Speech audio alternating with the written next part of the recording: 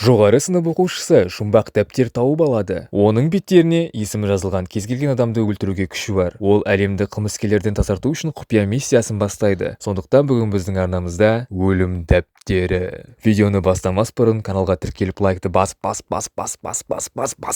кет. Кім лайк баспайды сол гей. Бұл фильм Лайт есімді студенттің хикаясы. Лайт ақша үшін достарының үй тапсырмасын орындайтын классикалық ақылды бала. Сондай-ақ бұл Лайтты ұнататын классикалық чиллидер қыз Мияның хикаясы. Егер сұлу қыз ақылды жігітті ұнатса, оның бір ғана себебі бар. Ол Мияның басы мүлдем істемейтіндігі. Ол тупой. Бірақ бұл туралы кейінірек білеміз. Бір кезде дауыл басталып, аспаннан өлім дәптері түседі. Лайт дәптерді алып алады және бұзақыларға тап болғанша бәрі қаша бастайды. Мияның алдында жақсы көрінгісі келіп, Лайт Мияны қорғайды. Бірақ соңында бұзақылар Лайттың амын шығарып кетеді. Лайт оянғанда мектеп директоры Лайттың 15 басқа оқушының үй тапсырмасын орындағанын біліп қояды. Бұзақылардың Лайттың ампылдатқанына қарамай, директор Лайтқа 2 аптаға мектепке қалу жазасын береді. Лайт Мияны қайта кездестіргенде, Мия жігітімен бірге болады. Қалай болғанда да Лайттың өмірінде бәрі соншалықты жаман емес. Бірақ жаман, өйткені Лайттың анасының жуырда ғана өлтірілгенін білеміз. Жаза кезінде Лайт өлім дәптерін оқи бастайды. Онда бірнеше ережелер бар. Бірінші ереже: есімі осы дәптерге жазылған адам өледі. Екінші ереже: жазушы адамның есімін жазғанда, нысанның түрін ойша елестетпесе, бұл дәптер іске қосылмайды. Содан кейін тағы көптеген ережелер бар. Лайт оларды әрине оқымайды. Бір кезде барлық жарық өшіп, Рюк есімді құбыжық пайда болады. Ал Лайт көті түсіп қаша бастайды. Бірақ көбінесе қатын құсап айқайлайды. Оған қоса бүкіл сынып быт-шыт болады. Лайт мұны мұғалімге қалай түсіндіретінін білмейді. Алдымен Лайт мұны түс деп ойлайды. Бірақ құбыжық қайта пайда болып, Лайтпен сөйлесе бастайды. Сол жерде Рюк Лайтқа қызды мазалап жүрген бұзақыларды көрсетеді және Лайтқа Кеннидің есімін жазып, не болатынын көруді ұсынады. Сондықтан Лайт бұзақының есімін, оның қалай өлетінін жазады және бұл оқиға орын алады. Осыдан кейін Рюк Лайтқа, егер Лайт мұны бұдан былай істей алмаймын деп ойласа, кітапты 7 күн бойы бір жерде қалдыру керектігін айтады. Сонда Рюк жаңа есін таба алады. Түн болғанда Лайт үйіне оралады. Лайттың өмірі әлі де ретсіз екенін білеміз. Өйткені Лайт пен әкесі пойыздың қасында тұрады. Оның үстіне Лайт әкесімен өте нашар қарым-қатынаста. Өйткені әкесі полицейский. Ал Лайт анасын көлікпен қағып өлтірген Энтони Скомельдің әлі бостандықта жүргеніне ашулы. Лайт әлі де құбыжықты кездестіреді. Ол әзірге алма жеуден басқа ештеңе істемейді. Рюк қайта пайда болады. Лайт Рюкпен кітаппен не істей алатынын сұрайды. Құбыжық кейбір шектеулер бар екенін айтады. Мысалы 20-шы ереже бойынша нысанға өліміне дейін 2 күннен артық әсер етуге болмайды. Немесе 28-ші ереже бойынша әрбір өлім физикалық тұрғыдан мүмкін болу керек. Мысалы біреу әжетханада отырғанда тасағын акула тістеп алды дейтін болмайды. Бәрі шынайы болу керек өмірдегідей. Осыдан кейін Лайт анасының өлімі туралы жаңалықтарды алып, өлтірушінің есімін жазады және өлім дәптерін жабады. Бұл Энтони Скомельдің пышақпен болған жазатайым оқиғадан өлуіне әкеледі. Келесі күні әкесі Лайтқа бұл жаңалықты айтады және бәрі өте қуанышты. Адам өлгенде мәз ғой. Мектепте бәрі дене шынықтыру сабағында жүргенде Лайт кітапты оқуды жалғастырады. Бір кезде Мия пайда болады. Лайт пен Мия өмірінде бірінші рет сөйлесіп тұрса да, Лайт Мияға өлім дәптерін көрсетеді. Далбойып па? Лайт Мияны танымаса да және Мия бәрін өлтіргісі келуі мүмкін екенін білмесе де, бұл сәл далбойыптық сияқты көрінеді. Мәселе мынада: Лайт Рюкті де көрсеткісі келеді, бірақ біз кітаптың иесі ғана құбыжықты көре алатынын білеміз. Дәптердің шын екенін Мияға көрсету үшін Лайт пен Мия жаңалықтардан сюжетке ыңғайлы түрде тікелей эфирде шыққан ұрыны көреді. Дәптерге ұрының есімін және өлім мәліметтерін жазғаннан кейін ұры ампиып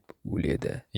Лайт өзіне ұнайтын қызды жаңа ғана кездестірді және ең бірінші істегені кітаптың көмегімен ұрыны өлтіру болды. Өйткені Лайт пен Мия осы арқылы әлемді жақсырақ ете алатындарын түсінеді. Мия ғашық болады және екеуі Лайттың бөлмесіне барады.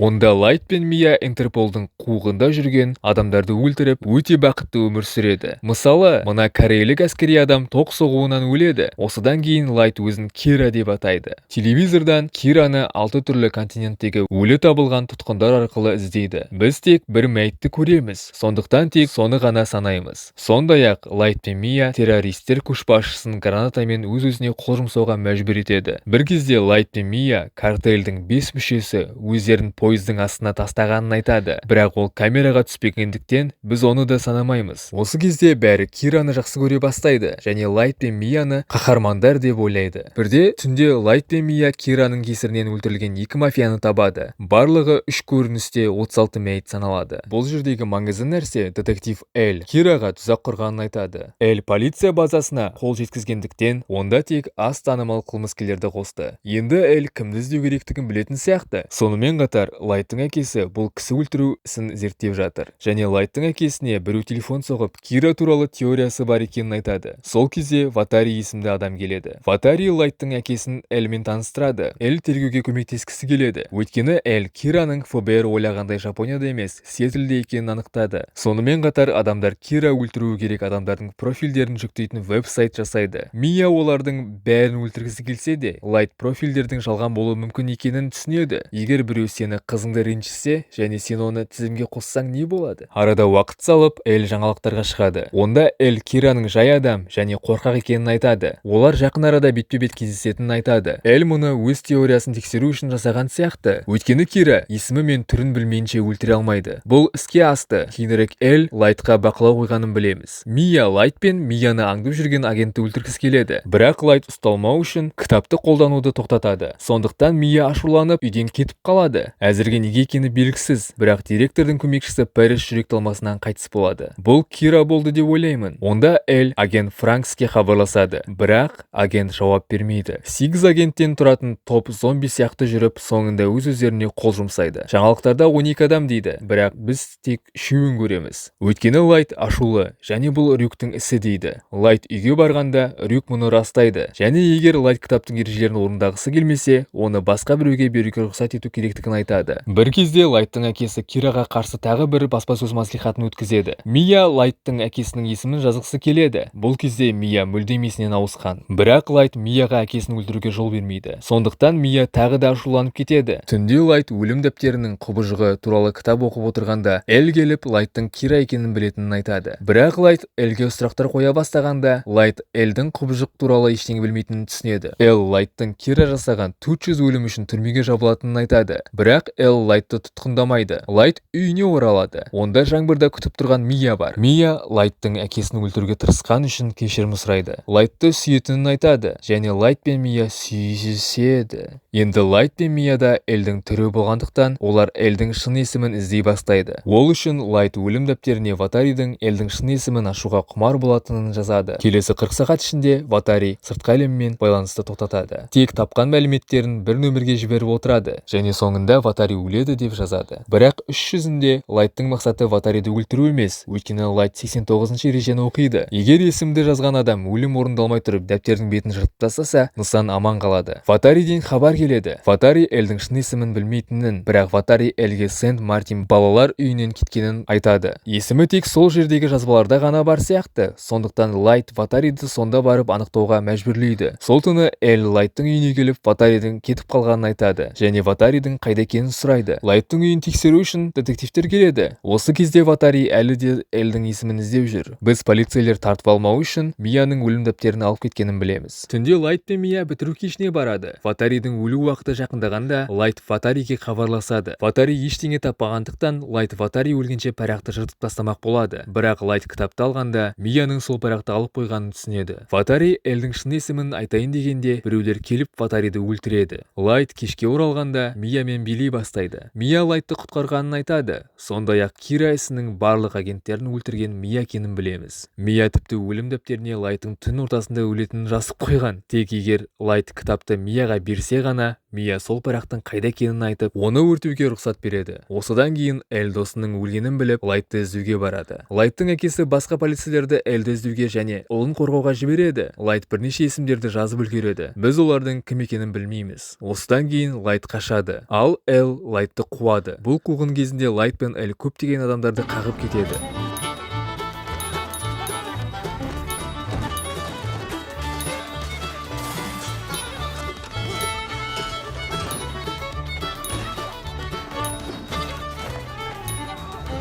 Ақырында Эл Лайтты қуып жетеді. Бірақ Лайт бәрін түсіндіріп жатқанда, Кираның жанкүйері Элді ұйықтатып тастайды. Лайт пен Мия аттракционға келеді. Лайт Мияға кітапты алмауын өтінеді. Әйтпесе олар бір-бірін ешқашан көре алмайтынын айтады. Бірақ Мия Лайтты сүйетінін айтып, кітапты бәрібір алады. Сол кезде Лайттың Мияның есімін кітапқа жазып қойғанын білеміз. Бірақ тек Мия кітапты алған жағдайда ғана. Мия кітапты алғандықтан Мия өледі. Осыдан кейін карусель дөңгелегі сынып, Лайт пен Мия құлайды. Мия гүлдердің үстіне құлап қайтыс болады. Ал Лайт суға құлап, Лайттың аты жазылған парақ отқа оранғандықтан Лайт аман қалады. Кітапты басқа біреу тауып алады. Лайт комада жатыр. Ал басшылар Элден қалайша Лайт Кира болуы мүмкін деп сұрайды. Өйткені Лайт комада жатқанда тағы 4 адам өледі. Кітапты тапқан адам оны ауруханаға Лайтқа қайта келеді. Осы кезде Лайттың әкесі пайда болады. Осыдан кейін Лайттың әкесі Кираның әрқашан өз ұлы болғанын түсінеді. Өйткені Лайттың анасының өлімі бірінші құрбан болған еді. Лайттың әкесі мұны қалай жасайтынын сұрайды. Лайт әкесіне кітапқа бір адам Лайтты судан құтқарып, 2 күн комада ұстап, соңында аурухана төбесінен секіріп өлетінін жазғанын айтады. Сонымен қатар, басқа бір адам өлім дәптерін алып, әр түнде жаңалықтардағы қылмыскерлердің атын жазып отыру керек болған. Соңында 2-ші күні ол кітапты Лайтқа қайтарып, өз-өзіне қол жұмсайды. Мия Саттон жігітінен өлім дәптерін алған кезде өледі. Дөңгелек құлағанда Мия Лайттың есімі жазылған парақты жыртып алады, және ол өртеніп кетеді. Осылайша Лайт аман қалады. Ал Мия өледі. Соңында Эл парақтардың бірін тауып алады, және Лайттың есімін жазатын сияқты көрінеді. Бірақ фильм осы жерде аяқталады. Егер сендерге видео ұнаса, каналға тіркеліп лайкты басып кетіңдер, және комментарияға қандай фильм жасау керек, қандай фильм көргілерің келеді, обзорда соның бәрін жазып, лайкты кім лайк басып тіркелмейді, сол гей.